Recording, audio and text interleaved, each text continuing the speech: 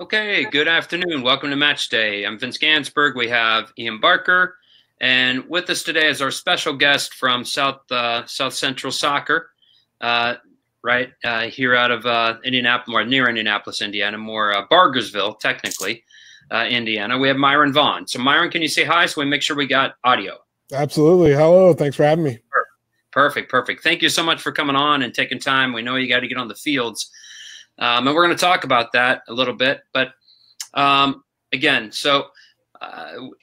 here in Indiana, we are opening up a little bit more. And so I thought this webinar, we can talk a little bit about, well, now we've returned, so now what? But before we do that, Myron, if you don't mind just sharing your journey, how'd you get to where you are? And I know you're a Bearcat, but we'll talk about that later. But, if there's time. But, yeah, please share your journey with us if you don't mind. Yeah. Absolutely. I grew up in Indianapolis, northwest side of Indianapolis, playing soccer for the Inferno at the time. Kind of old school right there. And then from there, I was fortunate enough to be a part of the Olympic development program here in Indiana, where I was fortunate also enough to work with Coach Barker at about 14, 15 years old, 15. And then from there, I played at Pike High School. At that time, played at Pike High School for 4 years, and then was blessed to be able to have to receive a scholarship to play at the University of Cincinnati. And after playing at the University of Cincinnati, was able to play professional soccer for 5 years in a few different places. And eventually became a coach while playing professionally, and fell in love with the game as a coach, and have progressed and been a part of the U.S. Soccer Development Academy as a coach for 6 years with Indiana Fire, and then was offered the position as a director of coaching here at South Central Soccer Academy, where I've been ever since. So. Yeah, very good. No, and it's an outstanding club on the south side of Indianapolis, and it's got a great winery down the street, by the way. But not that I would know. Anyway, but no, thank you again, and quite the pedigree. And now you're into coaching, which is great, and you're sharing your talents with kids. So we've got a few people, and actually more and more coming on. It's great. And Rob. Who's, by the way, going to be our special guest on Monday, says he loves your background. So, which, by the way, Rob, is the office's background. He's in the office of South Central Select Soccer Academy. I was gonna say we got plenty more going down there. So yeah, don't no worry. Well, I tell you, so since June 15th, Indiana has opened up and kind of full go. So, how's the first week? How was that getting back? Like, with anxiety with the kids and you? Yeah, yeah. That's a good description of it. A bit of anxiety. I think there was a lot of excitement when we knew when we'd be coming back. But as we got closer, I know, starting from us as coaches and administration, a lot of anxiety, because safety is always the main focus. And with what's going on, safety nowadays is different than it was before. Yeah. So we had to do a lot here at the club to make sure the environment was right. Do a lot of things that were not necessarily in our comfort zone. Not everybody is used to or comfortable wearing masks for so long, the disinfecting of things that we normally didn't do. So there was a bit of anxiety on our part in that sense for making sure that we maintained a properly safe environment for the kids. And then the players, the anxiety was mainly due to the length of time that they're away. Creates a bit of uncertainty in terms of where they're at as a player when they come back.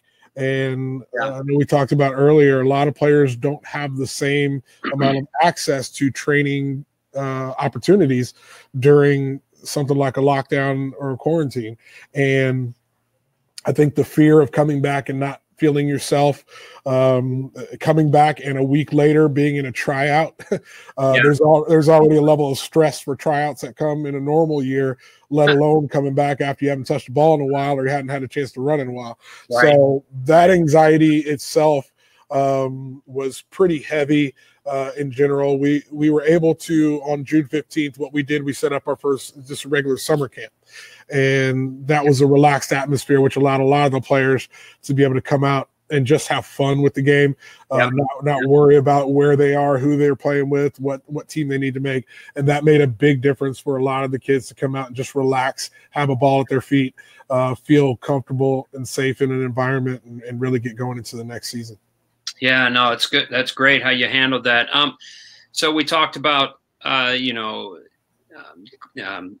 cleaning the balls, and I'm sure you have to, using spray bleach, or how are you doing that? Yeah, we've got, over to my right here, we've got a full length table full of disinfectant materials, sanitizer, more than I can even, count. So what we did for the soccer camp in particular, we're fortunate to have some shelter picnic tables out, and there were only 4 kids allowed per table.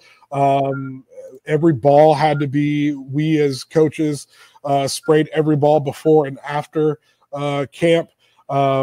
We disinfected every time the kids sat at the table. When they got out to go back out to the fields, we disinfected and cleaned every table. Bathrooms got disinfected regularly over the course of the day. So there was a lot that went into it, and the amount of sanitizer and Lysol that we've gone through kind of tells a story of how much things have changed. And even now that we've relatively got back into a training phase, we've gone out in each field, we've gone out and painted marks along the sideline 6 feet, so that each kid places their bag and all of their stuff 6 feet apart while they're training. All of us as coaches, we all understand the protocol in terms of our masks and making sure that they are worn anytime the players are being coached individually or in small groups. And it's the distancing part for the kids is the hardest, to be that far away from their teammates when they want to have a conversation or things like that. So it's been a challenge to get used to, but it's been something that we've embraced. Yeah, no, good. Yeah, I know all the clubs here in Indiana are, they're in the same boat, right? Everybody's in the same situation. I was just, for me, it'd be quite the transition, because it's like, okay, you didn't learn this in a coaching school or class. It's like, okay. He's on the fly. Yeah. So Coach Barker, I think has a question. You just popped up. Yeah, Myron, you've really got me thinking, because I've seen a lot of ads for soccer camps, and I've been really anxious that people are trying to make money, and so they've got to do their camps, and it's really that balance between putting food on the table and paying the bills and safety. But you use the camp for more of a just get back together, more of a club connection thing, right? Absolutely. So not only that, we capped our camp at 50 players. I think if we just tried to open it up, we'd have 200 some players that are interested in coming to camp.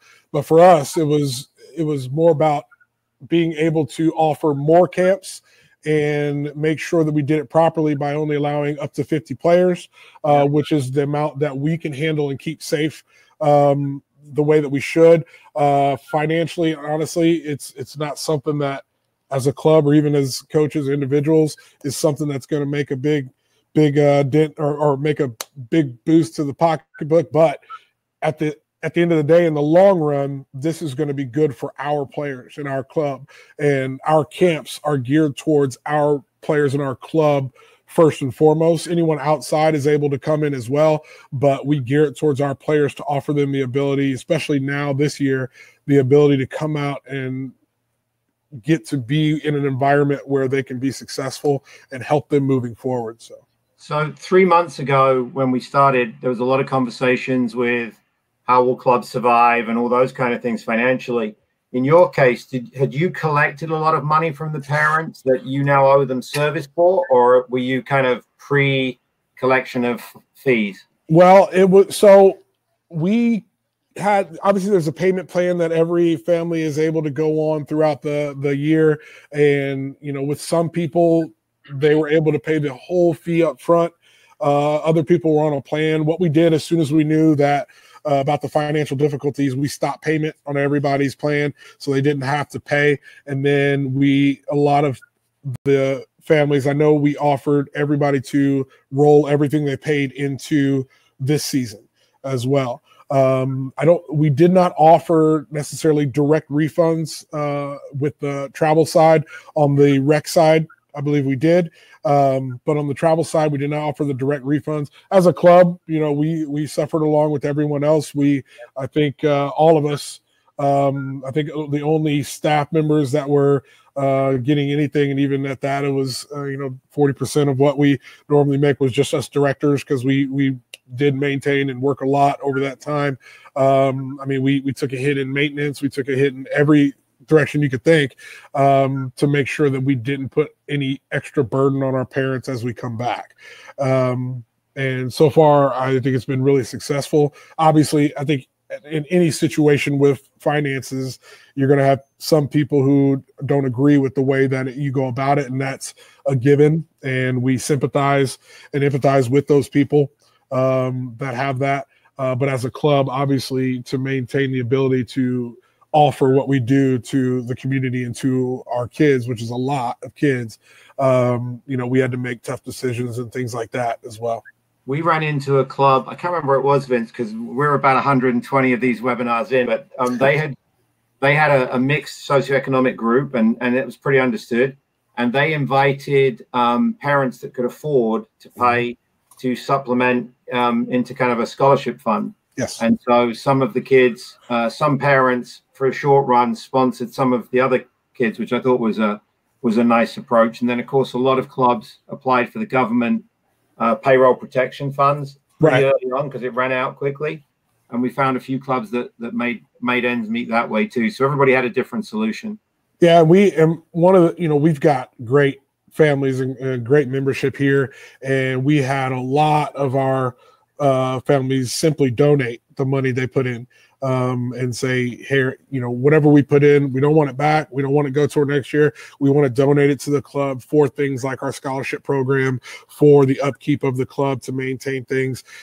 Because as we get back into the season, we just finished tryouts on Tuesday, and we're already taking applications for scholarships. So that was an important thing for our club to be able to have, and be able to have access to, and be able to offer as kids come back. And we didn't want that to be a part of what losses we had at the end of the day, because it is so important to make sure the opportunities for kids who can't afford it can play. I mean, as a player growing up, there were times that it was hard for my family. So I understand the need for those scholarships and for those opportunities to come. And, it gives me an even bigger sense of responsibility to make sure that, if we have a kid who can't afford it, we're going to find a way. And I know Matt Wilhoit, our DOC, and along with our administrative staff and our board, have done a great job of making sure that we always have the players' backs in those situations, and we never let a kid go because he or she can't afford it. That's not an option here.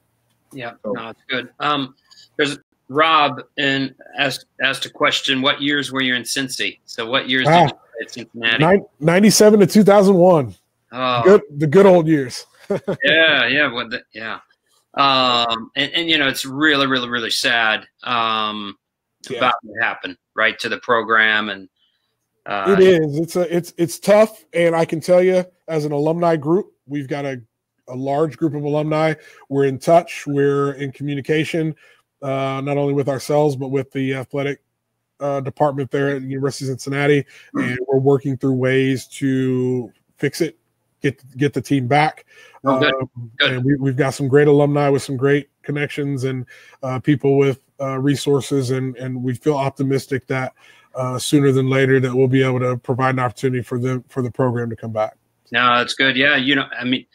Well, did you guys tap into the biggest alumni of all, the Big O, Oscar Robertson? I wish. No, I think in terms of our alumni, we're working with just the soccer alumni. Right, and, right. Even somebody like, who's big time right now with like Tim Brown out in California from New Zealand, who's got the Allbirds company, and Andrew Keane in Scotland, who's, got the First Point company there. They've been really helpful in terms of making sure we know the direction to go, how to go, and have the resources to do these things. So that's good. So we got a couple questions in the box. So sure. A guy named Ian McCallum, who he's a DOC for a club in Bainbridge Island, which is out in Seattle for Washington State. He just asked a simple question: Did you have any players not return to training? Not yet.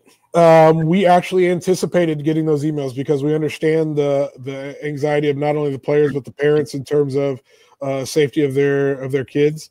I can say from my end and from what I know or what I've heard, we've not had anybody who's expressed those concerns and not come back.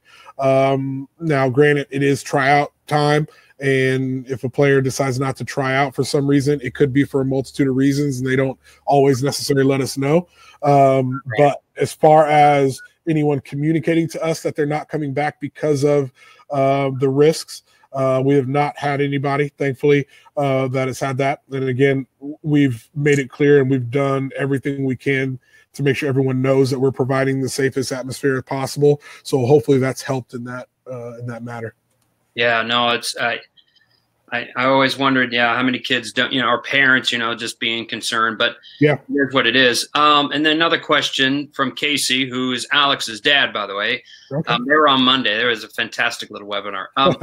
What impact did wearing a mask have on your communication or coaching style, or any challenges? Connecting with the players. It is challenging. One, because I think I know Vince and Ian, you guys know as well. The players react to your demeanor.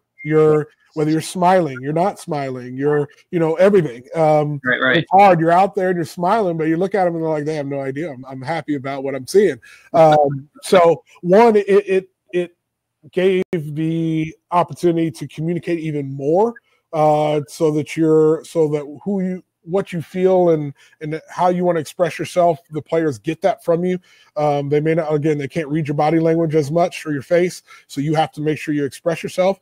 The challenges came from just not being comfortable all the time. It's not something that I think we're used to. I think finding the right mask is really important. I know I went with kind of a standard regular mask to start. And every time I took a deep breath, I felt like I was eating the mask.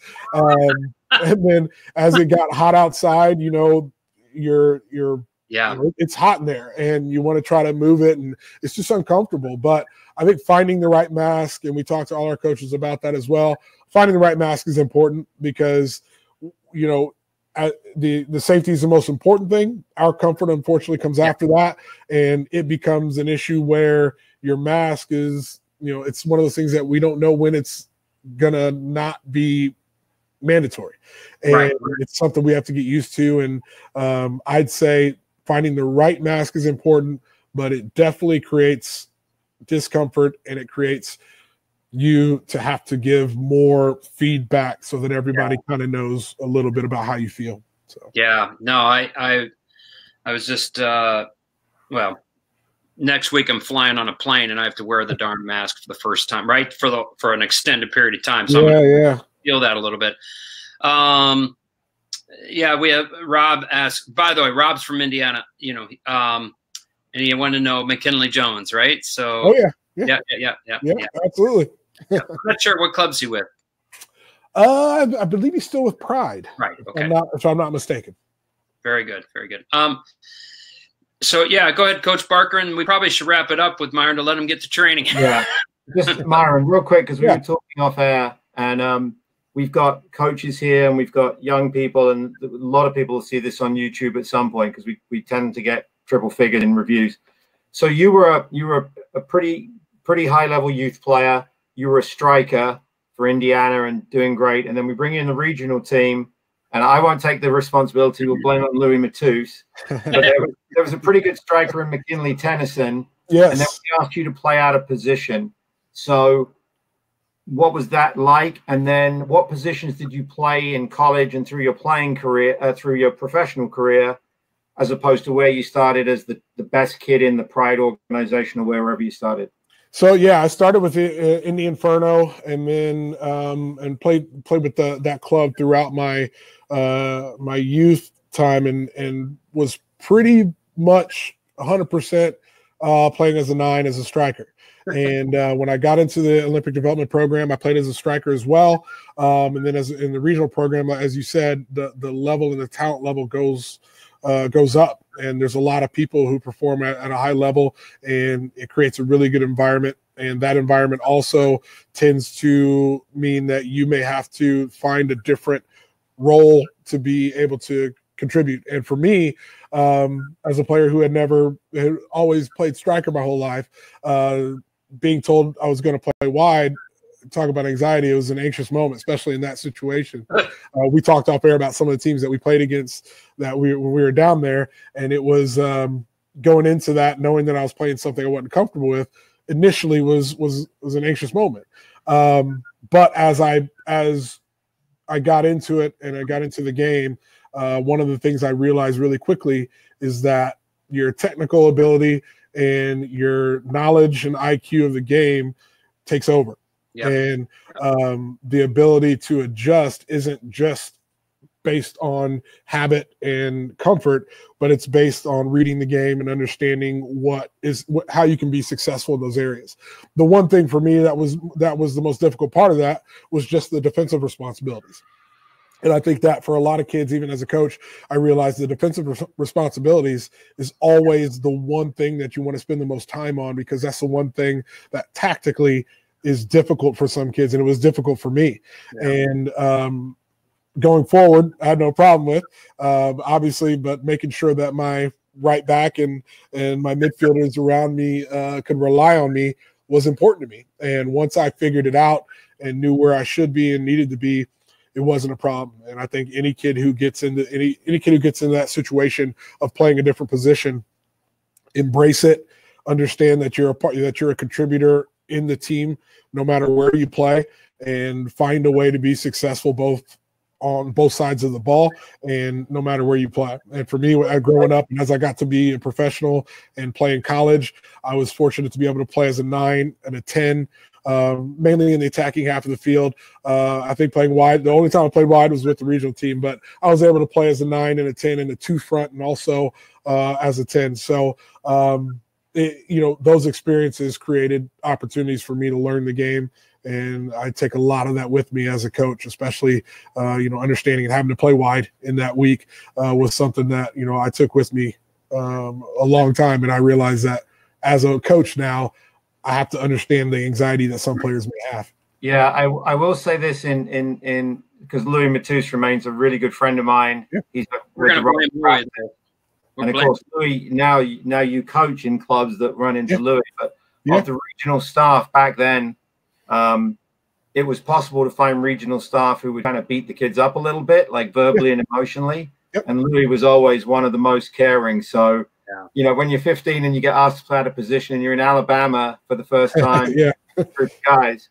But you and I were both fortunate to have Louie as the head coach of that group, because it was a really nice group of players that came together well. I agree. Louie's demeanor, his tone, suited me as a player at the time. I know, there's always players who thrive in, with a lot of demanding coaches and things like that, and that's fair. For me, and the majority, I think, of my teammates, someone who you understood, knew the game, and was able to relay the message in a way that you felt like you could ask the questions that necessary, and you were always going to get an answer that was in a way that was always educational, rather than right or wrong, do this, do that. That was always great and always appreciated. And for me, that's the way that I go about things as well. The educational part of it is always going to be in the development, is always going to be a priority, and believe that, the results come from the development, the results come from the education. They don't come from the demand to go out and win a game or do this or do that. So, you know, I agree with you. Those were really important parts of my career growing up with you and Louie, and being able to have that level of education come along with the coaching. So. Yeah. Louie's a legend. He's a class act. Just a wonderful, wonderful man. So last question, Ian McCallum again is asking, what expectations did the owners of the facilities you use demand of your club? I think going back to play, and if they did.